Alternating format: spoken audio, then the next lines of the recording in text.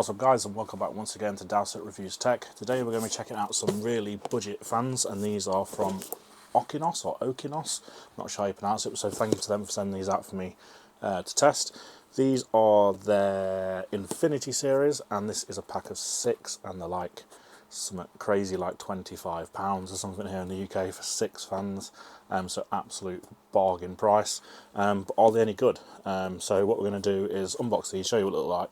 Obviously it's a very boring plain box, but we'll unbox them, show you what they look like, and then we'll get them thrown on this 360A on my PC at the moment, which is the thermalright frozen prism, I believe, and we'll just compare it to the fans that already come with it, which are thermalright sort of cheaper fans, and they're about £5 each, I think, something like that. So it sort of should be quite a good comparison, but if it can do a decent job and still keep it cool, then we know these fans are decent, and they might be for you. So right, like I said at the start, it is coming in a pretty much plain box with just the Okinos branding on them, 6 fans written on the side there, and then it tells you somewhere on the back here what type of fans they are. So yeah, there's not really a lot to show you on the back. There's no details of their specs in terms of airflow, things like that. There's literally just a box full of fans, and should be some accessories in there as well, but what we'll say is I'll put the link in the description below for you to see, and as you can see basically the specs of these if you want to know more about them, but I'll just give you a quick unboxing of the fan itself. There's not a lot to show you here, so let's get on with it. This is the fan itself. This is the prism Infinity fan, sorry. This is the Infinity fan. As you can see, it's a translucent blade, hub lit, Infinity mirror on the middle there. Hub wobble's pretty decent, to be fair, it's not too bad. Vibration mounts on the corners as standard with most fans these days, and also we've got peels on them as well, which I'll take them off before I install them to see them better. Not a lot much to show on there, and then we've got on each side, this side and that side, we've got another Infinity mirror there as well. Standard thing on the back, fan cage, cables coming out, blah blah blah, not really a lot to show you, and again vibration mounts there. In terms of connectivity, we have RGB, no pass-through by the looks of it, so that's going to be a bit of a challenge, and we have a PWM as well, 4-pin PWM, again no pass-through. So let's see what we can do, get these plugged in, and basically show you what they look like.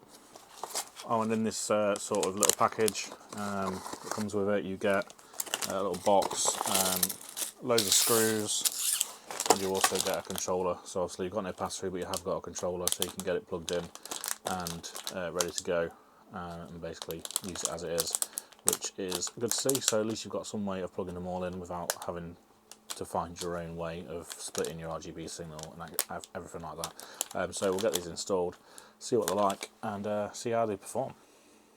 So as you can see now, I've just got on the screen here, I've got my hardware info up and I'm running Cinebench with the stock fans. Let me just zoom out a little bit.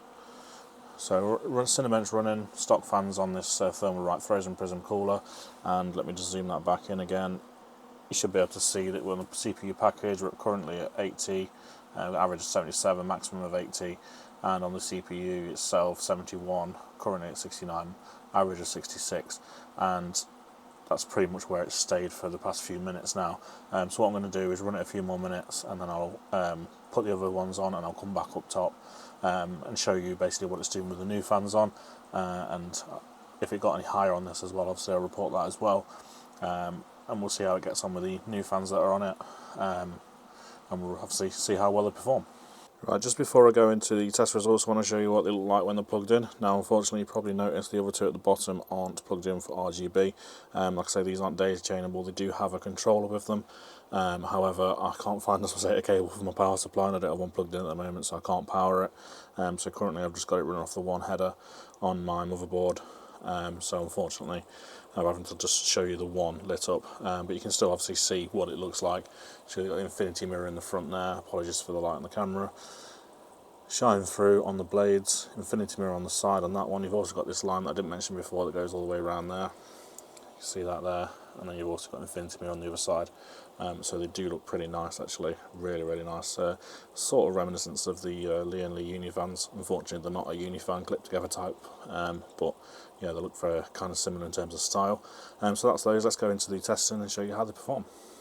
Right, so we've got them plugged in now. We're just coming to the end of our test run, and yeah, basically we can see we're getting basically the same temperatures. Hopefully you can view that. I can just zoom it in a bit.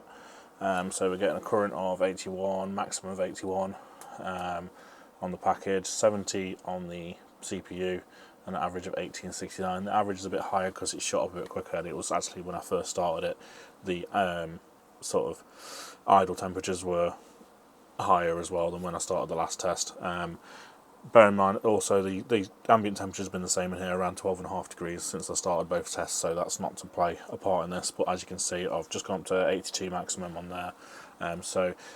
Performing pretty much the same, could be with a margin of error really in terms of like 1 or 2 degrees, but pretty much performing just as well as the other fans. So for the price, absolutely can't fault them. Look really nice and perform well as well.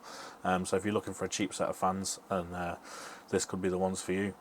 So there we have it, the Okinos Infinity fans from Okinos, 120mm fans, RGB, obviously PWM, Infinity Mirror fans. Very cheap. Like I say, I'm pretty sure they're around, I will put a link in the description below, but I think they're around £25 to £30 here in the UK for a pack of 6. So you can pretty much kit out most of your case for less than £30, which is absolutely brilliant. And yeah, if you've got a smaller case, then you can probably fill your case with fans fill all the slots with just these fans, and it's not going to break the bank. So if you're looking for a cheap set of fans, and like I say, you don't want to break the bank, but you want something that's going to perform well and look good, then I can definitely recommend these. Again, massive thank you to Okinos for sending these out for me.